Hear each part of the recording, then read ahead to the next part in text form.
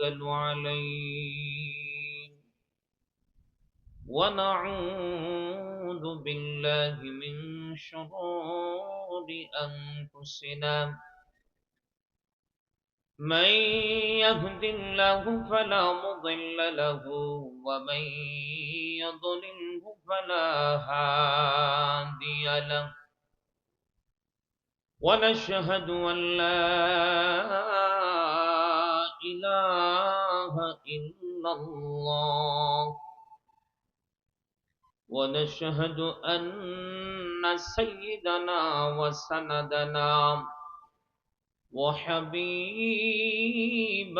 وطبيبنا ومرشدنا وأولانا ومولانا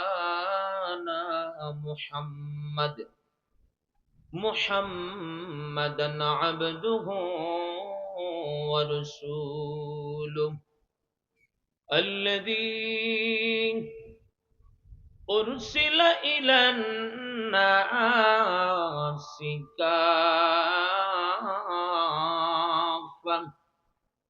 كافة ونذيرا وداعيا إلى الله بإذنه وسراجا منيرا أما بعد فقد قال الله تعالى في كلامه المجيد وفرقانه الحميد أعوذ بالله من الشيطان الرجيم بسم الله الرحمن الرحيم منها خلقناكم وفيها نعيدكم ومنها نخرجكم تارة أخرى وقال النبي صلى الله عليه وسلم القبر روضة من رياض الجنة أو حفرة من حفر النار بارك الله لنا ولكم في القرآن العظيم ونفعنا وإياكم بالآيات والذكر الحكيم والحمد لله رب العالمين সকলে একটু মুহাব্বতের সাথে পড়েন বালাগাল উলা বিকামালিহি কাশাফাত দুজা বিজামালিহি حسنت جميع خصاله صلوا عليه وآله আওয়াজ করে পড়েন বালাগাল উলা বি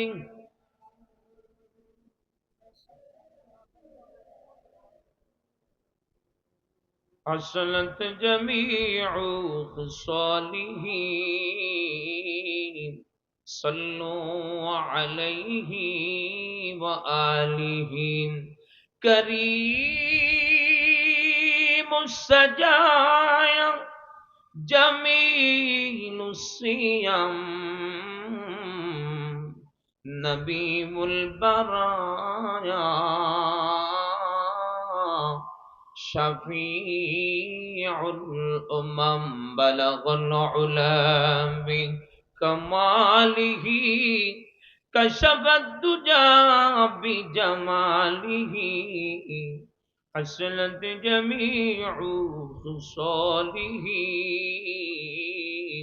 صلوا عليه وآله একটু মোহাব্বতের সাথে জিকির করেন লা ইলাহা ইল্লাল্লাহ জোরে লা ইলাহা ইল্লাল্লাহ লা ইলাহা ইল্লাল্লাহ লা ইলাহা ইল্লাল্লাহ বড় লা ইলাহা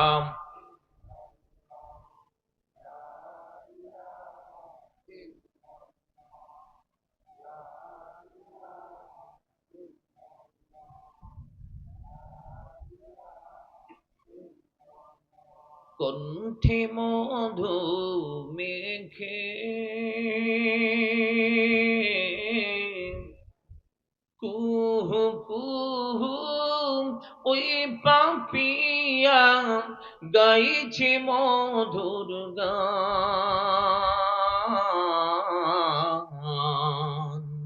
আল্লাহ নামের কালাম লা ইলাহা ইল্লাল্লাহ লা ইলাহা ইল্লাল্লাহু মুহাম্মাদুর রাসূলুল্লাহ সাল্লাল্লাহু আলাইহি ওয়াসাল্লাম। আলহামদুলিল্লাহ, ঐতিহ্যবাহী হোতাপাড়া জয়নাল আবিদিন ভূঁইয়া জামে মসজিদ ও এলাকাবাসীর উদ্যোগে বাৎসরিক তাফসিরুল কোরআন মাহফিলের আমার অত্যন্ত শ্রদ্ধে ভাজন সম্মানিত সভাপতি,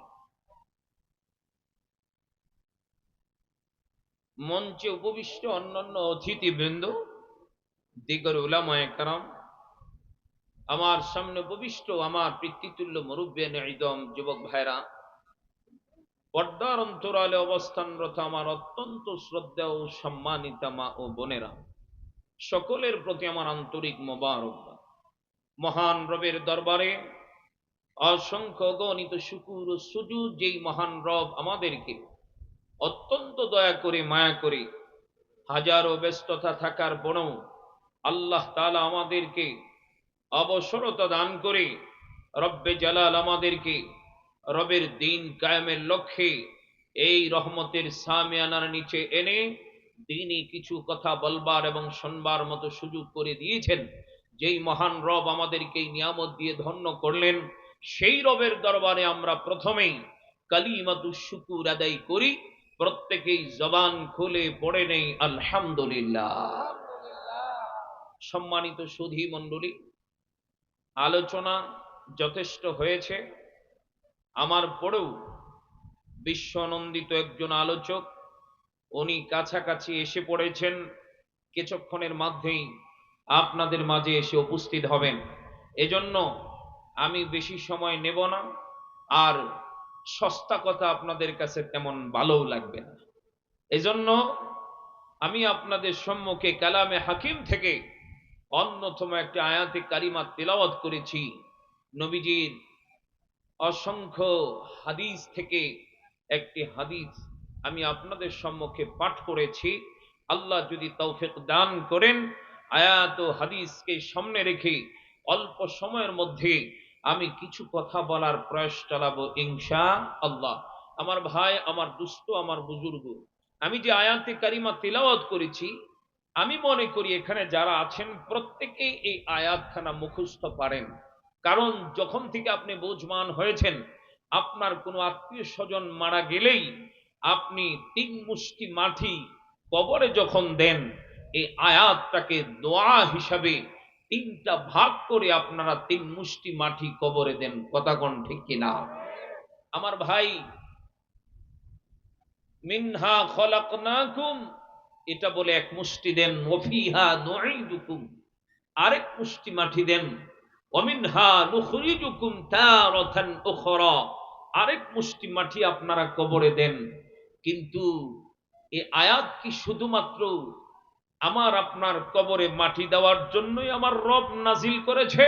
না, এই আয়াতে এমন শিক্ষা রয়েছে, যদি মানুষ এই আয়াতের মর্ম অনুধাবন করত, তাহলে মানুষের জীবন পরিবর্তনের জন্য এই একটি মাত্র আয়াতে কারিমাই যথেষ্ট হয়ে যেত। কারণ আমার রব স্মরণ করিয়ে দেয়, এই তুমি বেড়াগিরি করো, তুমি নেতাগিরি করো, তোমার ক্ষমতার বাহাদুরি, তোমার টাকা পয়সা অট্টালিকার বাহাদুরি, তোমার ব্যাংক ব্যালেন্সের বাহাদুরি, তুমি যত রকমের বাহাদুরি দেখাও না কেন, আসলেও তুমি কিচ্ছু না। মিনহা খলাকনাকুম, এই মাটি থেকে তোমাকে তৈরি করেছি, ওয়াফিহা নুঈদুকুম, এই মাটিতেই তোমাকে ফিরে যেতে হবে। আর এটা ভেবো না, নাস্তিকদের মতো এটা তুমি চিন্তা করো না, তুমি মাটিতে যাবে আর মাটির সাথে মিশে যাবে, হাড্ডিগুলি পর্যন্ত মাটিতে খেয়ে ফেলবে, তোমার ফয়সালা এখানেই শেষ। না, আমার রব ঘোষণা দিয়ে বলেন, নাস্তিকদের দাঁত ভাঙা জবাব দিয়ে বলেন, ওয়ামিনহা নুখরিজুকুম তারাতান উখরা, এই পৃথিবীর মানুষেরা শুনে রাখো, আমি আল্লাহ পাক জানায়া দিলাম, মাটির সাথে তোমার বডি মিশে যেতে পারে, কিন্তু ফয়সালা হবে, মারপিট হবে, অথবা শান্তির ব্যবস্থা হবে, সব কিন্তু রুহের সাথে হবে। সুতরাং এই বডি আবার তোমার ফিরে আসবে, আমি আল্লাহ রাব্বুল আলামিন হাসরে দাঁড় করাবো, ওই দিন তোমাকে পুঙ্খানুপুঙ্খানু হিসাব দিয়েই কিন্তু জান্নাতে অথবা জাহান্নামে যেতে হবে। এজন্য ভাই ও দুস্থ বুজুর্গ, আমরা যদি মনে করি পুনরায় আমাদের জাগতে হবে, পুনরায় আমাদের আল্লাহর দরবারে হাজিরা দিতে হবে, দুনিয়ায় আল্লাহর চক্ষুকে আমরা ফাঁকি দিতে পারি না, কিন্তু আল্লাহ সরাসরি আমাদের ধরে না, এজন্য আমরা ধৃষ্টতা দেখাই, যা ইচ্ছা তা করে বেড়াই, আল্লাহর বিরুদ্ধেও কথা বলতে দ্বিধাবোধ করি না, আল্লাহর দ্বীনকে তোয়াক্কা করতে আমরা দ্বিধাবোধ করি না। মুসলমান, কিন্তু এটা যদি আমি আর আপনি ভাবি, দুনিয়াতে হয়তো নবীর দোয়ার বদৌলতে আল্লাহ আমারে সরাসরি ধরে না, মরণের পরে আবার যখন আল্লাহ উঠাবে, ওই দিন কিন্তু আমার রব ছাড় দিবে না। কথা কোন ঠিক কিনা? এটা যদি কোনো মানুষ ভাবে, এই মানুষের দ্বারা কখনো কোনো গুনাহ হইতে পারে? কথা জোরে বলেন, পারে? আমার ভাই, আমার বাবাজিরা, এজন্য মানুষ মরণশীল, মানুষকে আল্লাহ তাআলা মাটি দিয়ে তৈরি করেছেন, এই মাটিতেই আবার তাকে ফিরে যেতে হবে। তার মানে আল্লাহ রাব্বুল আলামিন, আমরা যখন রুহের জগতে ছিলাম, আল্লাহ তাআলা দুনিয়াতে আমাদের আসার এক সুযোগ করে দিয়েছেন, আমার মাঝে রুহু আসছে, আবার এক সময় আল্লাহ রুহুকে আবার ইল্লিয়িনে রাখবেন অথবা সিজ্জিনে রাখবেন। মুসলমান, তার মানে রুহু আমার থেকে কিছু সময়ের জন্য আলাদা হয়ে যাবে। মুসলমান, তার মানে আমার তখন প্রাণ পাখিটা বের হয়ে যাবে। আর আল্লাহর নবী বলছেন, ইন্নামাল আমালু বিল খাওয়াতিম, শেষ ভালো যার সব ভালো তার, শেষ ভালো যার সব ভালো তার। শেষটা যদি ভালো হয়, প্রথম গাটি কবর আপনার ভালো হয়ে যাবে, পুলসিরাত ভালো হয়ে যাবে, হাসর ভালো হবে, মিজানের পাল্লাটা আল্লাহ রাব্বুল আলামিন আপনার ভারী বানায় দেবে, জান্নাতের ফয়সালা হবে আর আপনি জান্নাতের মালিক হয়ে যাবেন। এজন্য ভাই ও দুস্থ বুজুর্গ, এজন্য আমার চিন্তার বিষয় হলো, আমি যে মরব, মরণ কখন জানি আইসা যায় আমি কিন্তু বলতে পারবো না। তো মরণের জন্য আমি কি প্রস্তুতি গ্রহণ করেছি, মরণের পরের ঘাটির জন্য আমি কি পাঠালাম, আল্লাহ রাব্বুল আলামিন কোরআনে কারীমের মধ্যে ডাক দিয়া বলেন, ইয়া আইয়ুহাল্লাযীনা আমানুত্তাকুল্লাহা ওয়াল তানজুরু নাফসুম মা কদ্দামাত লিগাদিন ওয়াত্তাকুল্লাহ। আল্লাহ বলেন, এই তুমি এটা ভাবো যে তোমার আগামী দিনের জন্য তুমি কি পাঠিয়েছো। এটাও যদি কোনো মানুষ ভাবে, মুসলমান, ওই মানুষ শুধুমাত্র পরকালের পুঁজি সংগ্রহ করার জন্য দিন রাত শুধুমাত্র এই চেষ্টাই করে বেড়াবে। কথা বলেন ঠিকই না? কিন্তু আমি আর আপনি তো সেটাও চিন্তা করি। এজন্য কিছু মানুষের মৃত্যু এতটা বেদনাদায়ক, কিছু মানুষের মৃত্যু এতটা আক্ষেপজনক, কিছু মানুষের মৃত্যু এতটা দুঃখজনক। আল্লাহর নবী বলেন, বাকাতিস সামাওয়াতু ওয়াল আরদ, কিছু মানুষের মৃত্যুতে আসমান কাঁদে, জমিন কাঁদে, আবার কিছু মানুষের মরণের পরে আসমান জমিন হাসতে থাকে। কেন? হাদিসের মধ্যে আমার আছে, নবী বলেন আসমান কেন কাঁদে? আল্লাহরে ডাক দেয়া বলে, মাবলিক, এই মানুষটা যতদিন পর্যন্ত জমিনে ছিল গো, এই মানুষ তোমার গোলামি করতো, তোমার তাবেদারি করতো, মালিক এই মানুষগুলি তোমার হুকুম মেনে চলত। আল্লাহ প্রত্যেক দিন যখন তার নেক আমল আসমানে উঠত, আয় আল্লাহ তার নেক আমলের সুগ্রাণী আমরা আসমানবাসী এবং আসমান পর্যন্ত মুখরিত হয়ে যাইতাম। জোরে কোন সুবহানাল্লাহ। আল্লাহ এই মানুষটা যে মরে গেল, আজকের পর থেকে তো তার কোনো আমল আসমানে উঠবে না, এজন্য আফসুস, আয় আল্লাহ এজন্যই আমি কান্নাকাটি করি। কিছু মানুষের জন্য জমিন কাঁদবে। আল্লাহ এই মানুষটা যখন জমিনে চলতো, নাফরমানও চলতো, নাফরমানের বোঝাটা বহন করতে আমার বড় কষ্ট হতো, নাফরমানেরকে আমি আর গিলে ফেলতে, গ্রাস করতে মন চাইতো, কিন্তু আল্লাহ তোমার হুকুম নাই বিদায় পারি না। আল্লাহ তোমার রহমত এসে আমাকে পেঁচিয়ে ধরতো, রহমত ওই মানুষটাকে গ্রাস করতে বাধা দিত, আমি পারতাম না। কিন্তু এমন কিছু মানুষ ছিল যারা তোমার কুদরতি পেয়ে আমি মাটি হয়ে সেজদা দিত। আল্লাহ তাদের বোঝা বহন করতে আমার এত মজা লাগতো। আজকের পর থেকে এই মানুষটা যে মরে গেল, এই মানুষটা তো আর জমিনে মাথাটাকে নোয়াবে না, সেজদা দেবে না, এই মানুষটা তো আর দিনের মেহনতে কদম মারবে না। এজন্য জমিন পর্যন্ত ওই মানুষটার জন্য আফসোস করে কান্নাকাটি করে। জোরে কন্যা সুবহানাল্লাহ। আর কিছু মানুষ মারা গেলে জমিনও খুশি হয়, আসমানও খুশি হয়, মানুষও খুশি হয়। কথা কন ঠিক কিনা? কিছু মানুষের মৃত্যুতে মুসলমান মানুষ চোখের পানি ছেড়ে দেয়, কিছু মানুষের মৃত্যুতে মানুষ আফসোস করে, আরে ভালো মানুষটা যদি দুনিয়াতে আর কটা দিন থাকতো, তাহলে ভালো মানুষের সংস্রব আরো আমরা কিছুদিন পেতাম।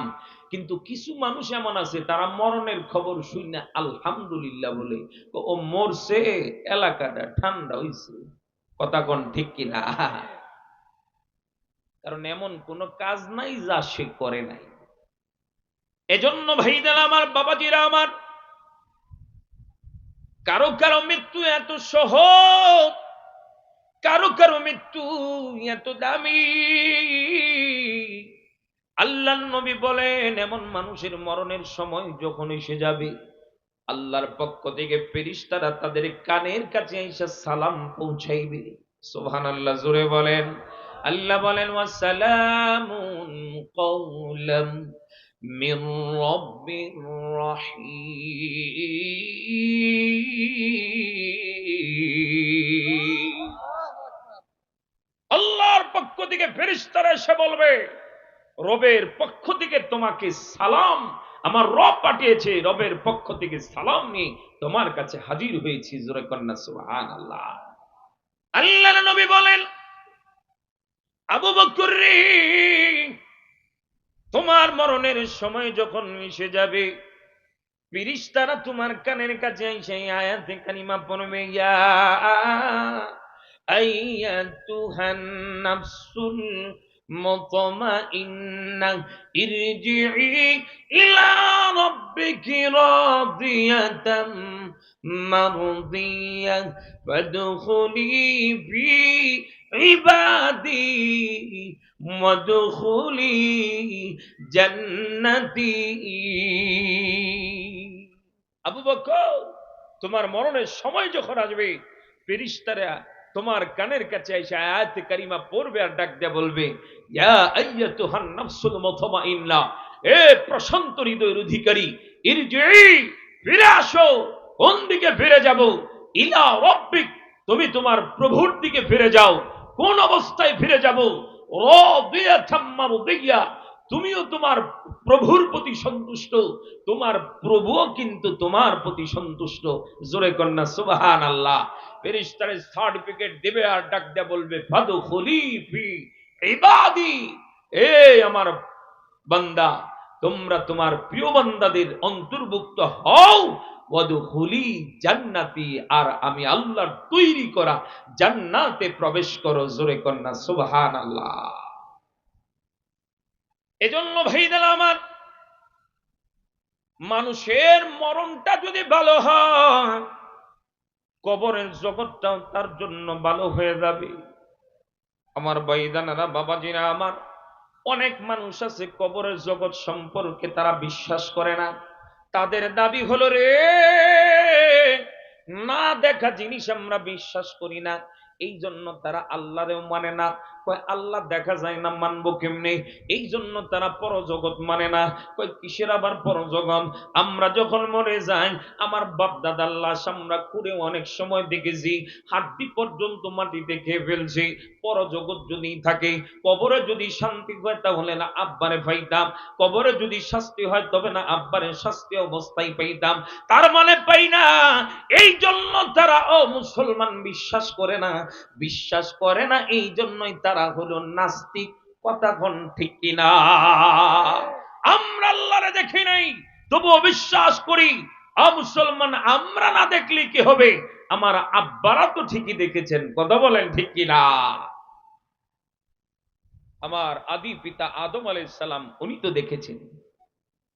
আমার আপনার রূহানি পিতা মুহাম্মদুর রাসূলুল্লাহ সাল্লাল্লাহু আলাইহি ওয়াসাল্লাম উনি তো মেরাজে গিয়ে আল্লাহর আরশের কাছাকাছি গিয়ে রবকে দেখেছেন। মুসলমান, আমার আব্বার দেখা মানে আমি যদি বাধ্যগত সন্তান হই, ওটা যেন আমারই দেখা। কথা বলেন ঠিক কিনা? উদাহরণ, আপনার কোন সন্তান যদি প্রবাসের জিন্দেগি নে দীর্ঘদিন পর্যন্ত বাহিরে ছিল, বিবাহের সময় আসছে, বাহির থেকে ছেলে ফোন দিয়া বলে, আম্মা একটু পাত্রী টাত্রীতে কেলায়ও, কারণ সময় বড় সংক্ষেপ, এইবার একটু বিয়ে শাদী কইরেই দেশে ফিরতাম বা বাহিরে আসবো। তুই আয় না, তারপরেই দেখি, তোর তো দেখার প্রয়োজন আছে। বাধ্য সন্তান হিসাবে তখন বলে কি, তোমার দেখা আব্বার দেখাই আমার দেখা। কথা বলেন ঠিক কি না? তখন সে বলে কি, যদি তোমার পছন্দ হয়, যদি বাবার পছন্দ হয়, আমি বাধ্যগত সন্তান হিসাবে আমার কোনো আপত্তি নাই। মুসলমান, ঠিক আমরা যদি বাধ্যগত বান্দার নবীর খাঁটি উম্মত হয়ে থাকি, আমরাও এটাই জানাইতে চাই। আমার বাবা আদম আলাইহিস সালাম দেখেছেন, আমার রূহানি পিতা বিশ্বনবী মায়ের নবী দেখেছেন। সুতরাং আমরা বাধ্য সন্তান হিসেবে বাবার দেখার উপর বিশ্বাস করে, না দেখা আল্লাহর উপর ঈমান এনেছি, না দেখা কবরের আযাব হবে, শান্তি হবে, এটার উপর ঈমান এনেছি। কথা বলেন ঠিক কি না? আল্লাহর নবী বলছেন, আযাবুল কবরি হক, কবর আযাব হবে, এটা সত্য। এজন্যই নবী বলেন, আল কবরু রাউযাতুম মিন রিয়াদিল জান্নাহ আও হুফরাতুম মিন হুফারিন নার। আল্লাহর নবী বলেন, কারো জন্য কবরটা হয়ে যাবে আরে জান্নাতের বাগান, আবার কারো জন্য হয়ে যাবে এটা জাহান্নামের একটা গর্ত। এজন্য কবর আযাব থেকে আমাদের বাঁচার চেষ্টা দুনিয়াতেই করতে হবে। কথা বলেন ঠিক কিনা? আমার ভাইদেরা, বাবাজিরা, অনেকেই মনে করি আমরা 5 ওয়াক্ত নামাজ পড়ি।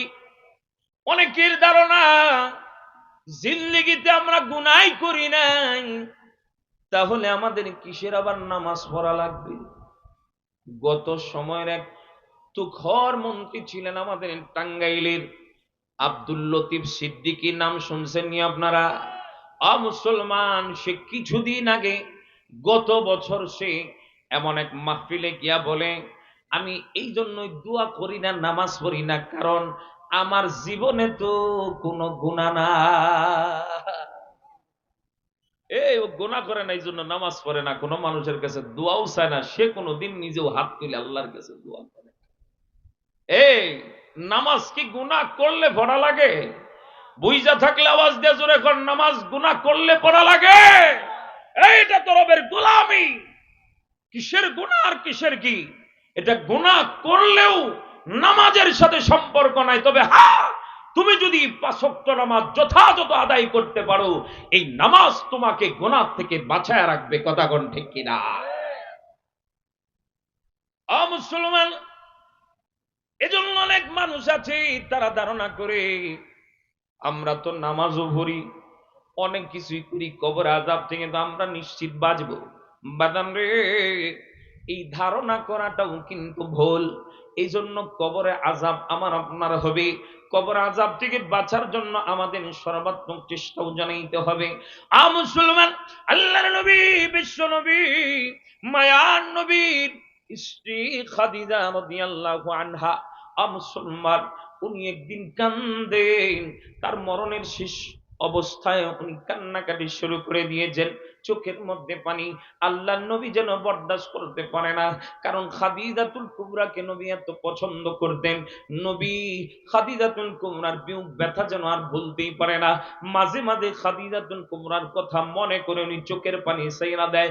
এক সময় উদাহরণ দেয়, আরেক সময় উদাহরণ দেয়। মুসলমান, ওই যে আয়েশা সিদ্দিকা রাদিয়াল্লাহু তাআলা আনহা, ও সতীনের কথা বারবার যখন নবী প্রশংসা করে আবার দুনিয়া থেকে বিদায় হয়ে গেছে রে, মানতে পারে নাই।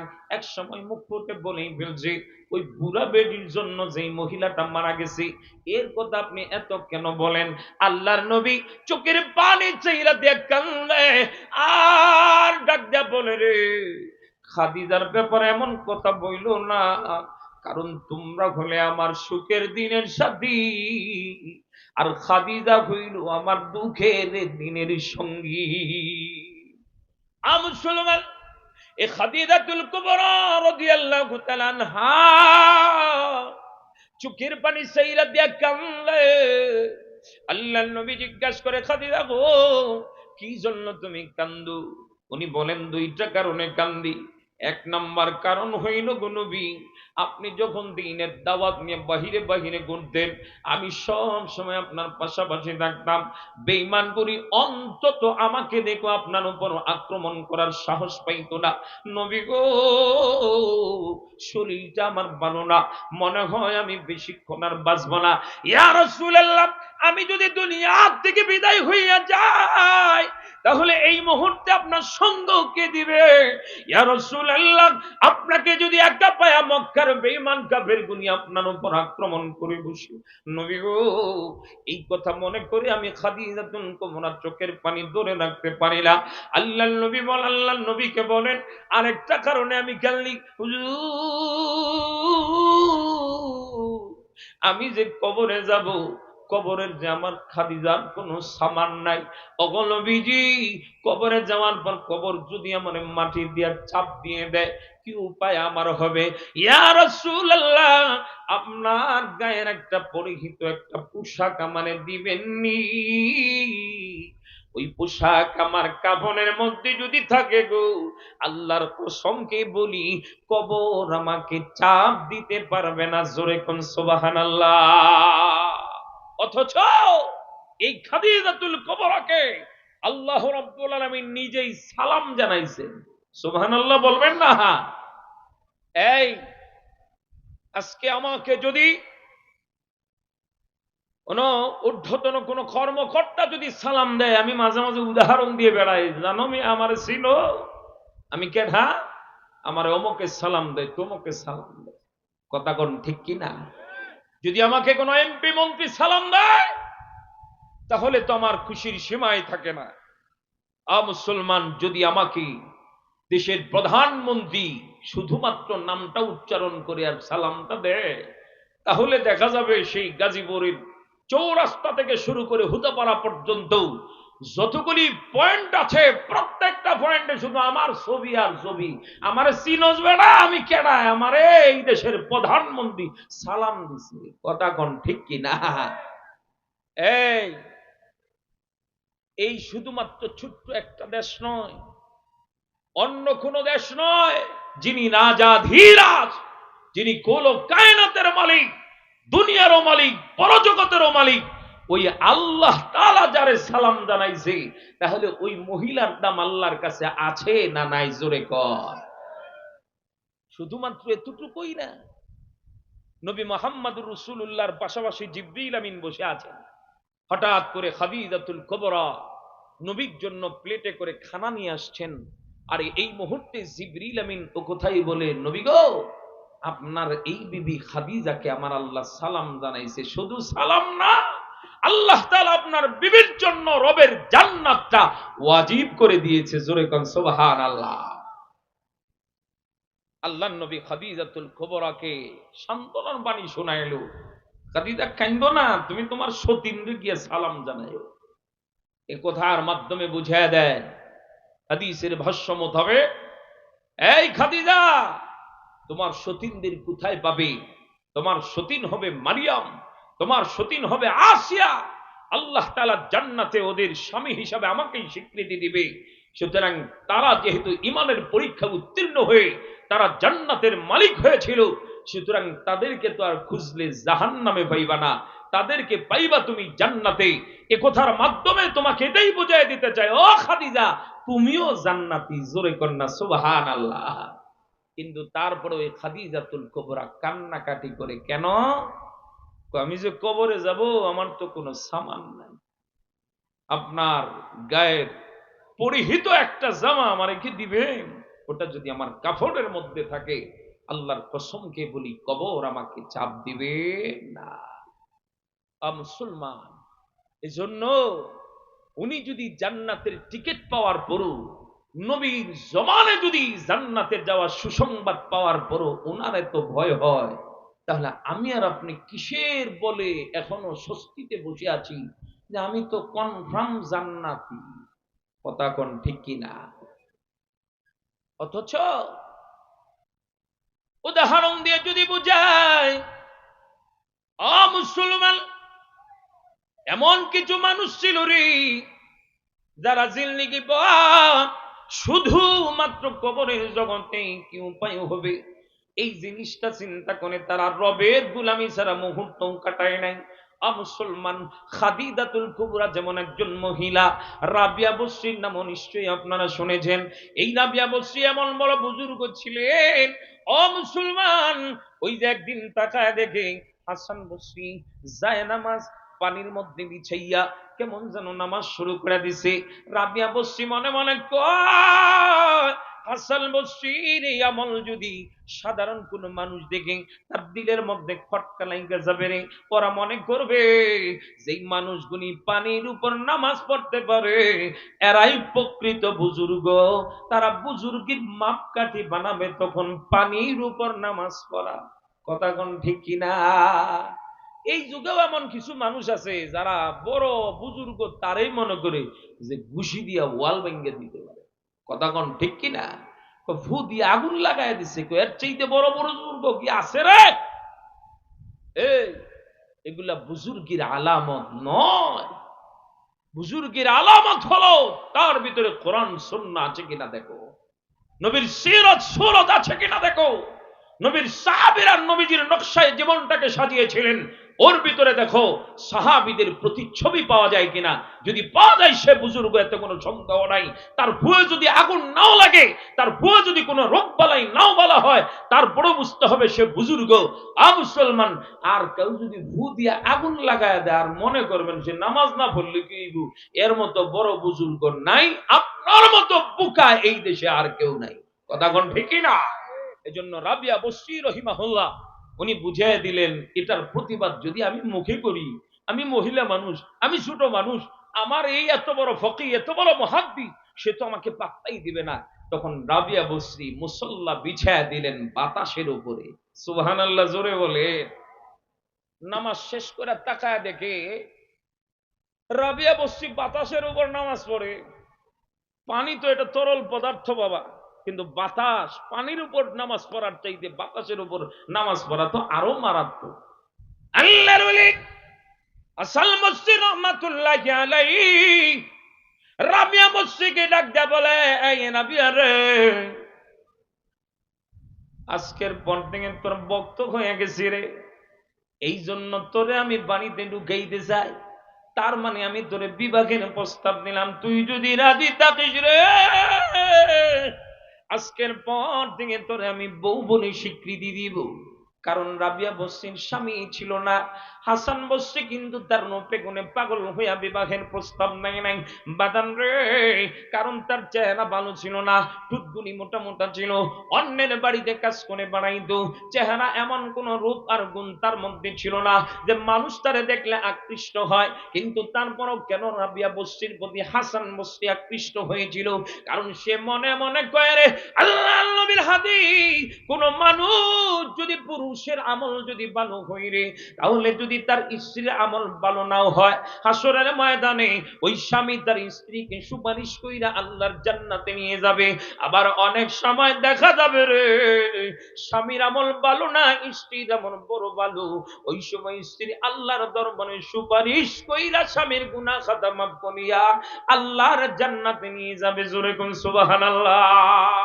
উনি মনে মনে কয়, আর আমার আমল যদি কাজে নাও লাগে, যে দৃশ্য আমি দেখছি, এমন মহিলারে যদি আমার বাড়ির বউ বানাইতে পারি, অন্তত পক্ষে তার উসিলাতে আমি নিজে জান্নাতে যাইতে পারবো। প্রস্তাবটা দিছে ঠিক। রাবিয়া বসরি বলেন, আপনার মতো এত বড় মুহাদ্দিস, আপনার মতো এত বড় ফকিহ, আপনার মতো এত বড় একজন বুজুর্গ আমাকে বিবাহের প্রস্তাব দিয়েছেন, আমার জীবন ধন্য। কিন্তু বিবাহ আমি করতে পারি, চারটা চিন্তা আমার রাতের বেলা ঘুমায় না, এই চারটা চিন্তা যদি আপনি দূর করে দিতে পারেন। কি চিন্তা? এক নাম্বার চিন্তা হলো, আমি যে মরবো, আল্লাহর নবী বলছেন ইন্নামাল আমালু বিল খাওয়াতিম।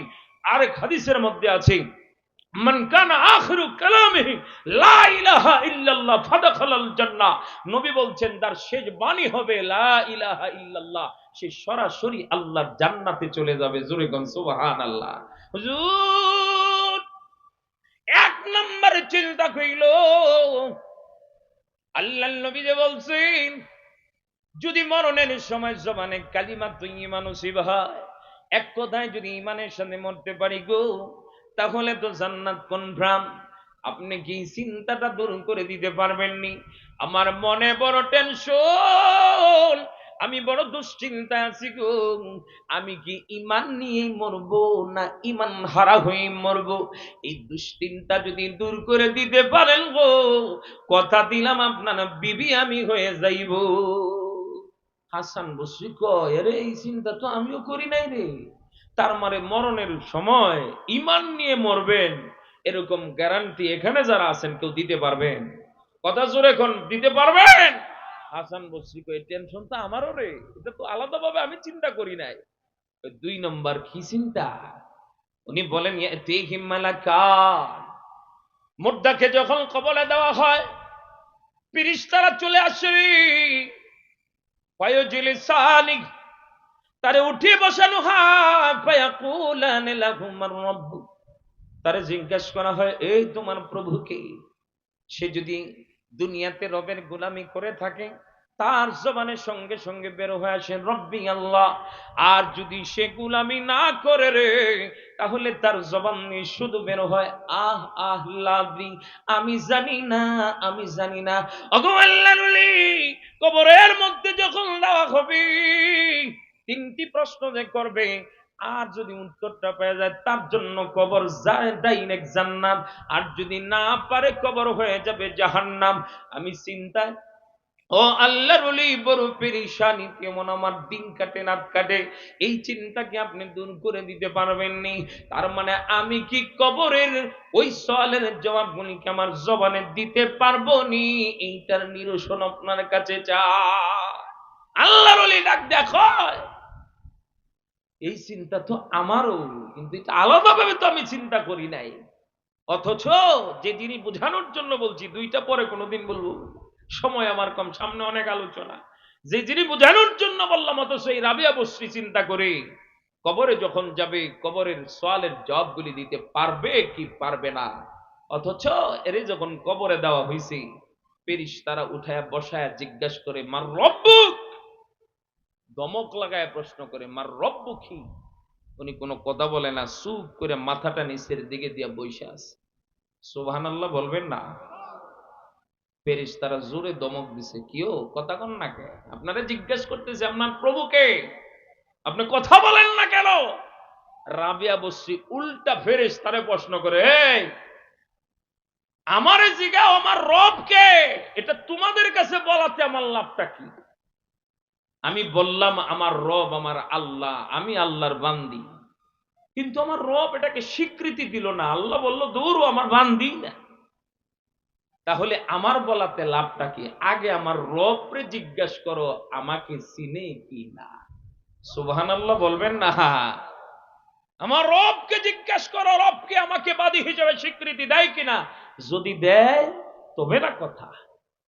2 নাম্বার ফেরেশতাকে প্রশ্ন করে, এই তোমরা আসছো কোত্থেকে?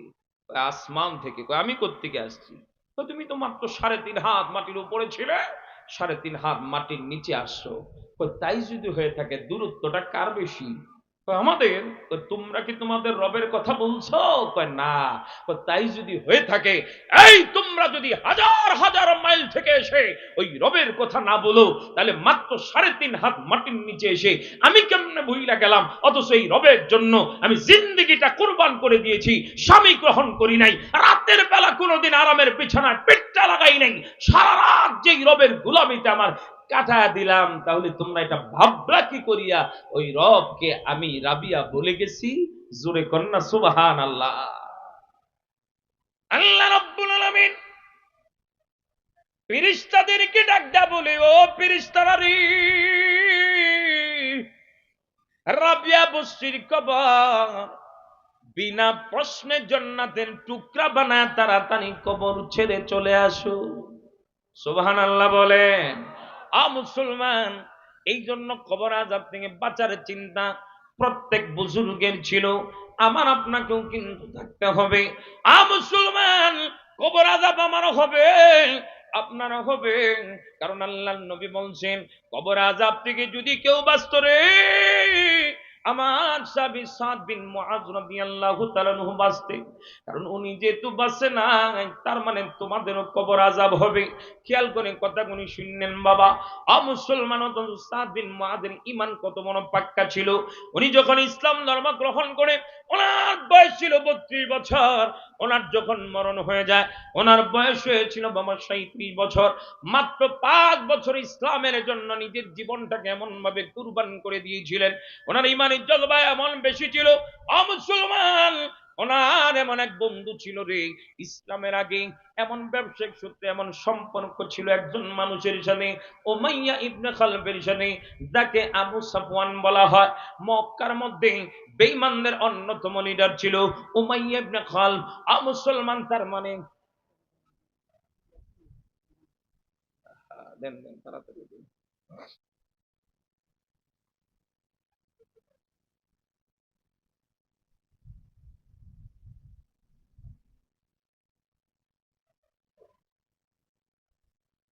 আনহু, উনি এমন একজন মানুষ ছিলেন, তার ইমানি জজবাই পরিমাণ ছিল।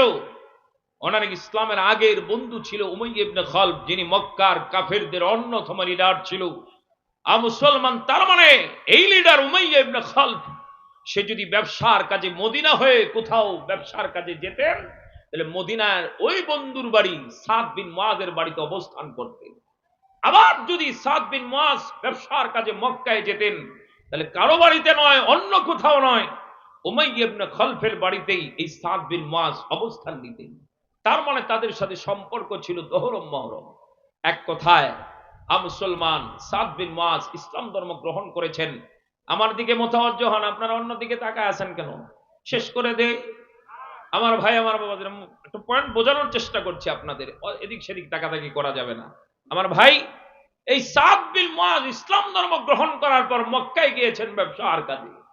আর ওই যে বন্ধু উমাইয়া ইবনে খালফ, কাফেরদের লিডার, তার পরম বন্ধু তার বাড়িতে উঠেছে। আর উঠে বলে, ভাই যেহেতু মক্কা এসেছি, বাইতুল্লাহ তাওয়াফ না করে চলে যাব এটা হতে পারে না। ওই সময় মক্কার অবস্থা এতটাই এতটাই মানে খারাপ ছিল, মুসলমান পাইলেই তারা হত্যা করে ফেলত। আর ঠিক সেই মুহূর্তে বন্ধু উমাইয়া ইবনে খালফের কাছে আবদার জানালো, ভাই মক্কা এসেছি, বাইতুল্লাহ তাওয়াফ না করে তো যাওয়া যায় না। উনি বলেন, ভাই এই মুহূর্তে তোমাকে নিয়ে বের হলে আমারও বিপদ হবে, সুতরাং একটু বাদ দাও না, পরবর্তীতে তুমি আরেক সময় এসে করে নিও। না ভাই, আমাকে করেই যেতে হবে। উনি বললেন যে তাই যদি হয়ে থাকে তাহলে দ্বিপ্রহরের সময়, ঠিক দুপুরের সময় প্রচন্ড রোদ যখন থাকে তখন মাতাফে অর্থাৎ বাইতুল্লাহ চত্বরে মানুষের ভিড় কম থাকে, আমাদের লিডাররা যারা প্রত্যেকে আরাম করার জন্য নিজ নিজ ঘরে চলে যায়, ওই সুযোগে তোমাকে নিয়ে আমি একটু তাওয়াফ করায়া দিব। বন্ধু এবার বন্ধুকে নিয়ে রওনা হয়েছে। মুসলমান কথা আছে, যেইখানে বাঘের ভয় সেইখানেই কিন্তু রাত হয়। মাতাফের কাছাকাছি নিয়ে গিয়েছেন, আর উমাইয়া ইবনে খালফ আগে, পিছনে তার বন্ধু সাদ বিন মুআজ। মুসলমান সামনের থেকে গোড়া হাঁকা হাঁকা আসতেছিল। আবু জাহাল দেখেই উমাইয়াকে জিজ্ঞাসা করে, কিও কই যাও? এই তো এখানে। তোমার সাথে যে লোকটা দেখা যায়নি কে? কারণ বেশভূষাই তো বোঝা যায় ইনি এর ধর্মের না, উনি মুহাম্মাদুর রাসূলুল্লাহর আদর্শের কথা বলেন, ঠিক কিনা? কারণ সাহাবা আজমাইন ওনার সূরাতান সিরাতান দুনোর অবস্থানে নবীর আশিক ছিলেন। ওনার আকৃতিটাও ছিল নবীজির মতো, নবীজির পোশাকে তার পোশাকের সাথে মিল ছিল। দেখেই তো রাগ আর গুসায় আবু জাহাল জিজ্ঞাসা করে, তোমার সাথে যে লোকটা দেখা যায় ইনি কে? কয় ইনি তো হলো ওই যে মক্কার আর মদিনার নবী মুহাম্মাদুর রাসূলুল্লাহর অন্যতম সাহাবী, আমার বন্ধু সাদ বিন মুআজ। একথা বলতেই আবু জাহাল এমন রাগ আর গুসা করেছেন, রাগের চুটে মুসলমান সাদ বিন মুআজকে গালিগালাজ করেছেন। উনি মাথাটা নিচের দিকে দিয়ে বরদাস্ত করেছেন। ওনার চাহিদা হলো এরপরেও যদি বাইতুল্লাহটা তাওয়াফ করে মক্কায় যাওয়া যায়।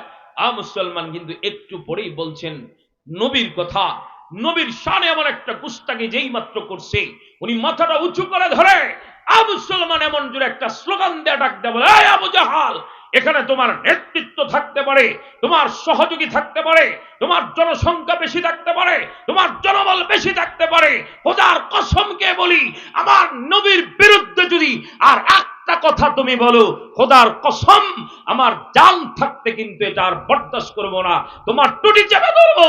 সুতরাং খবরদার, আমার নবীর শানে আর একবারও বেয়াদবি করতে পারবে না। আবু জাহাল উনি লজ্জা পেয়ে গেছেন। উমাইয়া ইবনে খালফ মুসলমান উনি ডাক দেয়া বলে, এই তুমি আরে চিনো? ইনি তো অনেক বড় লিডার, অনেক বড় নেতা। মুসলমান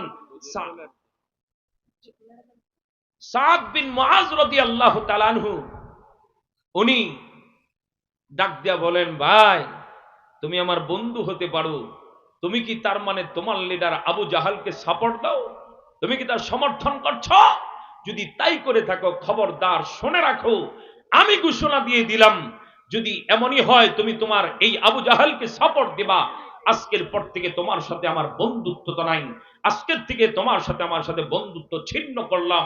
আরো শুনে রাখো, আমি নবীর জবান থেকে শুনেছি, আল্লাহর নবী বলছেন, এই উমাইয়া তোমাকে নিজে নবী হত্যা করবেন, সুতরাং নবীর কথা মিথ্যা হতে পারে না। উমাইয়া তখন ভয়ে থরথর করে কাঁপে আর ডাক ডাক হয়, আসলেও কি নবী এটা বলছে? হ্যাঁ, কিন্তু কোথায় বলছে? আমার মরণ কখন কোথায় হবে? মক্কায় হবে না মদিনায় হবে? এটা উনি এই জন্যই জানতে চায়। যদি মক্কায় হয় তাহলে উনি মক্কা ছেড়ে পলায়ন করবেন, যদি মদিনায় হয় তাহলে জিন্দেগিতে উনি মদিনায় যাবেন না, কারণ ওনার ভিতরে বিশ্বাস হয়ে গেছে। উনি তখনই ডাক দেয়া বলে, আল্লাহর কসম খেয়ে বলি, যদি এটা নবীর জবানের বাণী হয়ে থাকে, আমাকে নবীর হাত থেকে বাঁচানোর ক্ষমতা পৃথিবীর কেউ রাখে না। জোরে কন্যা সুবহানাল্লাহ।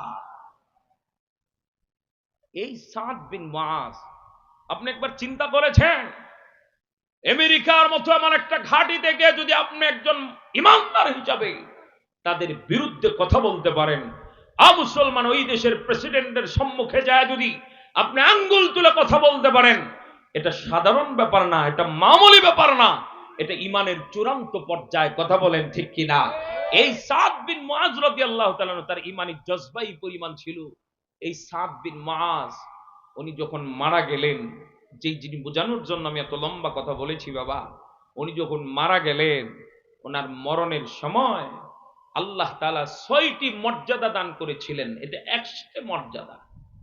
আল্লাহর নবী বলেন, আমার সাদের মরণ যখন হয়ে গেল রে, ইহতাজ্জা আরশুর রহমান, সাদের মরণে আল্লাহর আরশ পর্যন্ত কাঁপাকাঁপি শুরু করে দিয়েছে। কেমন দামি সাহাবী ছিলেন, কেমন ইমানদার ছিলেন, আল্লাহর আরশ পর্যন্ত কেঁপেছে। আল্লাহর নবী বলেন, শুধু তাই নয় রে, এই সাহাবীরা শুনে রাখো, আমার সাদ বিন মুআযের জানাজায় একজন দুইজন নয় রে, 70,000 ফেরেশতা তার জানাজায় উপস্থিত হয়ে গেছে। এই সাবিরানি, আল্লাহ রাব্বুল আলামিন এই সাদ বিন মুআযের জানাজায় উপস্থিত হওয়ার জন্য আল্লাহ তাআলা আসমানের সবগুলি দরজা খুলে দিয়েছে, সব ফেরেশতাগুলি যেন জমিনে অবতরণ করতে পারে, কারো যেন আসতে কোনো অসুবিধা না হয়। এটা সাদের এক্সট্রা মর্যাদা ছিল। মুসলমান, আল্লাহর নবী মুহাম্মদুর রাসূলুল্লাহ এইবার তাকায় দেখে সাদের লাশ যখন কবরস্থানের দিকে নিয়ে যাওয়া হচ্ছে, ওনার মা কান্নাকাটি করি। মুসলমান, নবীজির কানের মধ্যে যখন এই আওয়াজ আসলো রে, তার মাকে সান্ত্বনা দেওয়ার জন্য আল্লাহর নবী ডাক দিয়ে বলে, এ সাবিরা রে, আমার সাদের মার এই সুসংবাদ দিয়ে দিও, সাদ বিন মুআয এত মর্যাদার অধিকারী রে, হাসরের ময়দান যেদিন কায়েম হয়ে যাবে ওই দিন এমন পরিস্থিতি হবে রে, পরিস্থিতির এতটা ভয়ানক হবে সবাই থরথর করে কাঁপতে থাকবে। আল্লাহ রাব্বুল আলামিন ওই দিন কাহার রূপ নিয়ে নিজেকে উপস্থাপন করবেন, কেউ কোনো কথা বলতে পারবে না। আল্লাহর চেহারার মধ্যে রাগ আর গুসা যেন এমন ভাবে দেখা যাবে রে, কেউ যেন আল্লাহর দিকে তাকানোর সাহস পর্যন্ত পাবে না। আল্লাহর নবী বলেন, ও সাহাবীরা রে, আমার সাদের মাকে সুসংবাদ জানিয়ে দাও, আল্লাহ তাআলা হাসরের ময়দানে যার চেহারা দেখা মাত্র আল্লাহ পাকের রাগ আর গুসা সব ঠান্ডা হয়ে যাবে রে, আর সঙ্গে সঙ্গে আমার আল্লাহ হেসে দিবেন। উনি হলেন সাদ বিন মুআয রাদিয়াল্লাহু আনহু। জোরে কন্যা সুবহানাল্লাহ। মুসলমান, আল্লাহর নবীকে সাহাবীরা জানা দেয়, হুজুর সাদ বিন মুআযের লাশ আমরা কাঁধে নিয়েছি, খাটটা যত ভারী, লাশটা ওঠানোর পর আরো ভারী হওয়ার কথা নবী গো, কিন্তু আমার মনে হয়, আমাদের মনে হয় খাটের যেন আমাদের লোট আমাদের কাঁধে নাই।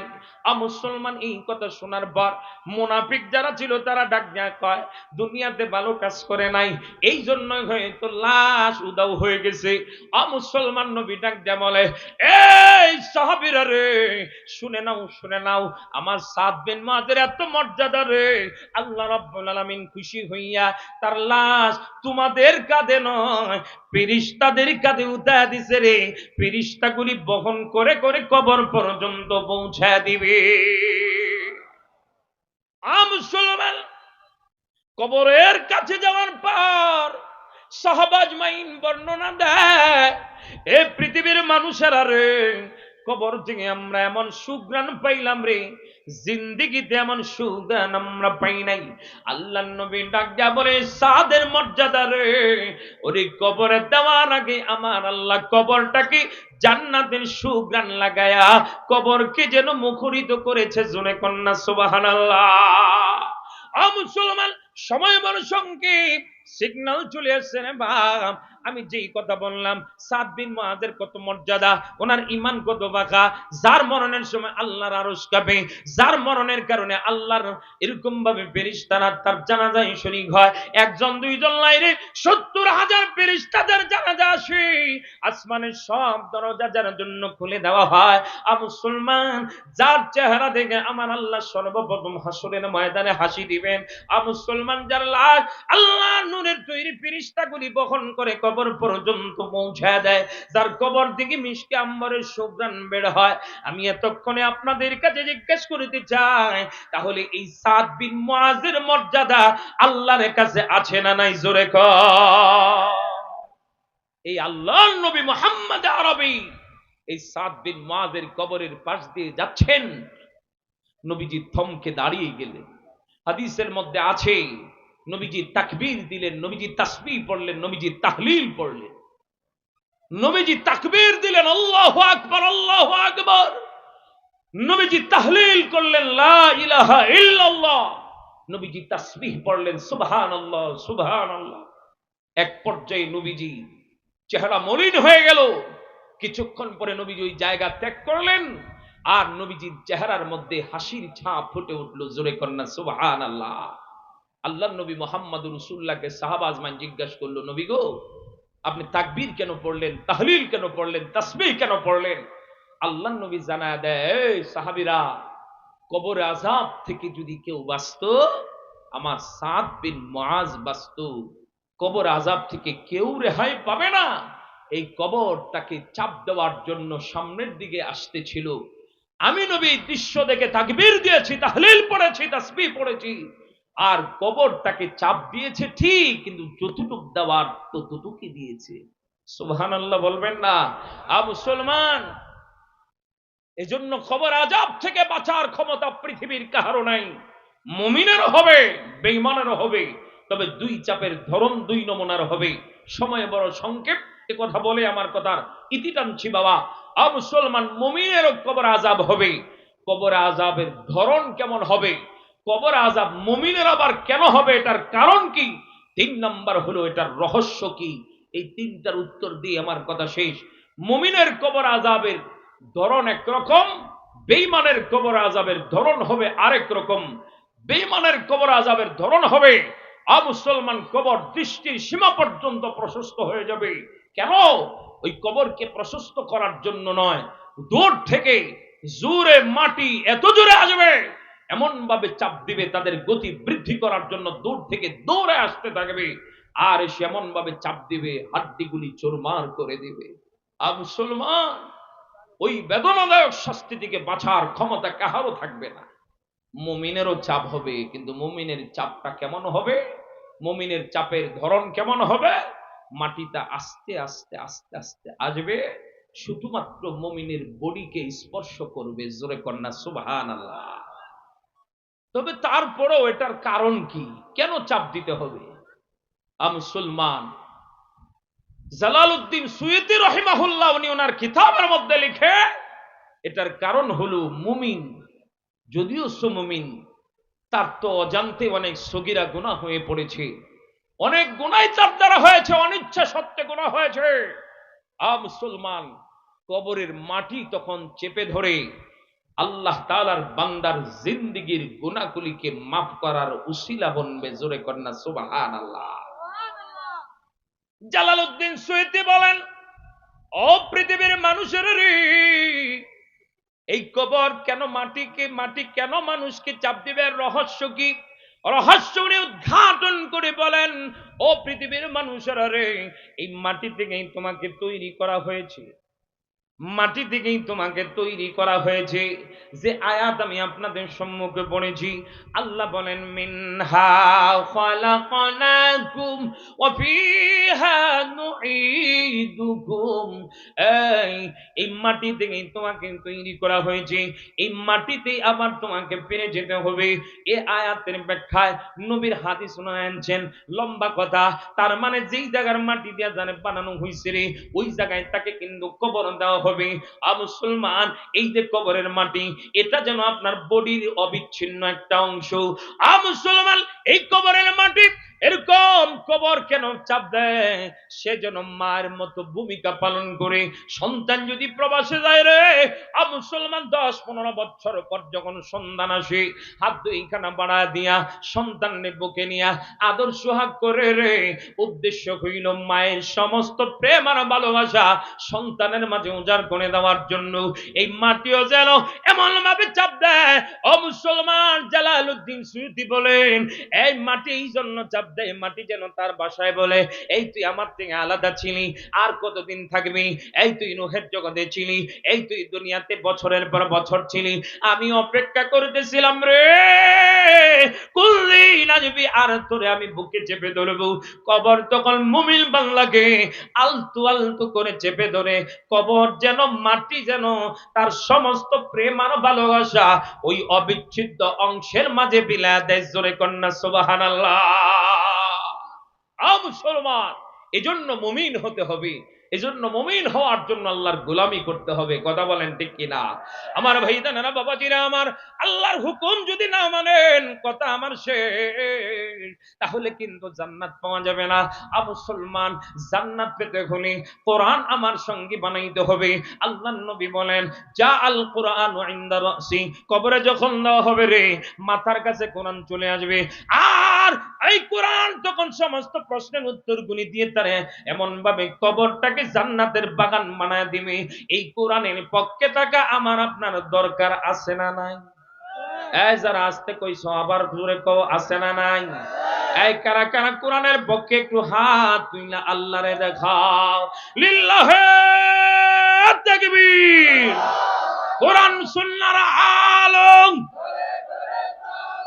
আল হাদিসের আলম, লিল্লাহে তাকবীর। হাত নামান আমার ভাইজান না বাবাজিরা আমার।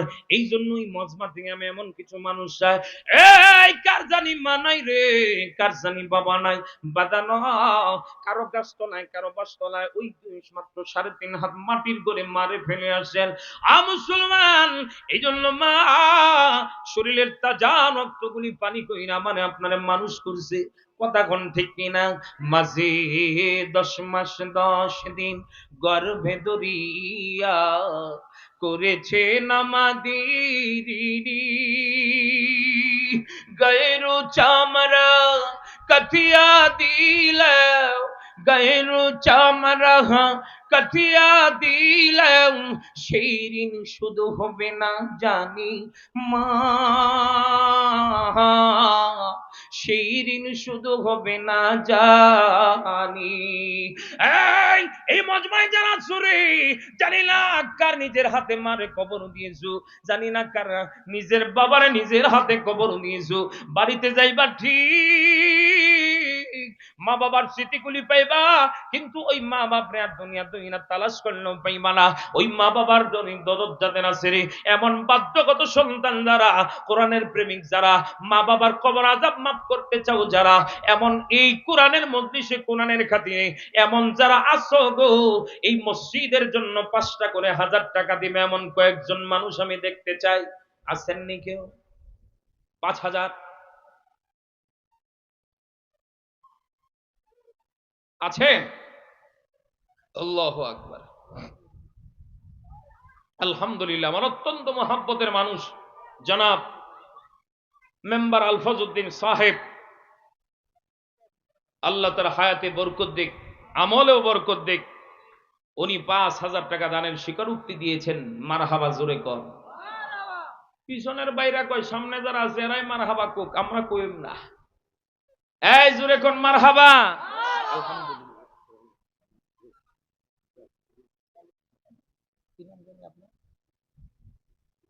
জামাল উদ্দিন,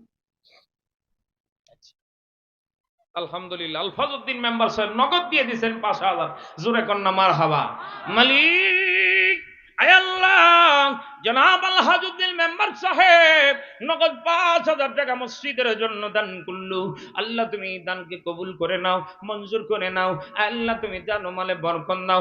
মালিক দুনিয়াতে আল্লাহ তুমি হালাল রিজিক বেশি বেশি কামাই করার তৌফিক দাও। মালিক রে, তার মাও নাই, তার বাবাও নাই, মা বাবার বাধ্য সন্তান হিসেবে মা বাবাকে বলতে পারে নাই, মা বাবার রোহের মাগফিরাতে 5000 টাকা দিছে গো। আল্লাহ তুমি তার আব্বা আম্মার কবর আযাব মাফ করিয়া কবরটাকে জান্নাতের বাগান বানিয়ে দাও। সকলে বলেন আমিন। আয় আল্লাহ, তোমার আরেকজন মানলাম জামাল উদ্দিন সাহেব, ছেলে বাহিরা তাকে, উনিও 5000 টাকা জোরে কন্যা মারহাবা। আল্লাহ এই জামাল উদ্দিন সাহেবের এই দানকে তুমি কবুল আর মঞ্জুর করে নাও। আল্লাহ তুমি তার সন্তানের প্রবাসের জিন্দেগিকে সুখময় ও শান্তিময় করে দাও।